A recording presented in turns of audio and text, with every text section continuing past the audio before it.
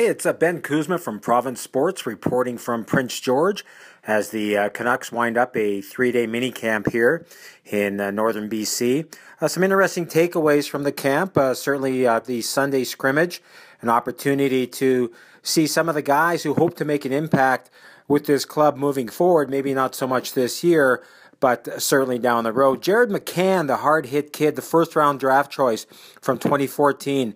Remember, he had the concussion at the World Junior Tournament camp in August in Calgary. Last year, he wasn't even at camp. He had the mononucleosis and didn't really start to feel good until last December in the Ontario Hockey League. Well, on Sunday, along with Hunter Shinkaruk and Mike Zalewski, that might have been the best line on the ice. It's interesting that McCann was able to set up the first goal going hard to the net, allowing Shinkaruk to roof the rebound. And that was a really good development. McCann was visible in all three zones, really showed some good speed, lots of hustle and desire, telling me after the game that it wasn't just an ordinary scrimmage for him. He's got a lot to prove here. He's only 19, but he wanted to make sure that the Canucks understand that he's got a lot of moxie and he wants to reward this organization with an opportunity to certainly play at some point in the NHL, and he's probably going to get a couple of preseason games here before the Canucks start playing for keeps, so keep an eye on that. Hunter Shinkaruk, as I mentioned earlier, some nice finish on that first goal. I noticed him today.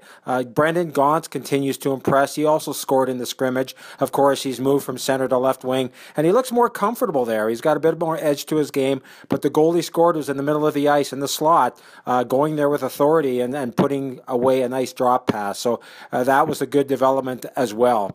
Interesting that the Canucks are also having a lot to say about 3-on-3 overtime that's going to be in the NHL this year. They practiced it a bit at the end of practice Saturday.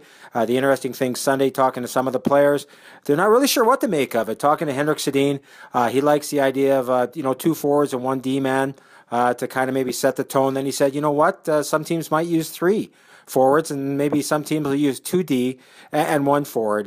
There's a lot at play here. A quick camp up here in Prince George. The Canucks get right back at it Monday, the Kraft Hockeyville game in North Saanich, the game actually being played in Colville. And on Tuesday, they're back at Rogers Arena to face the San Jose Sharks. Ben Kuzma reporting from Prince George.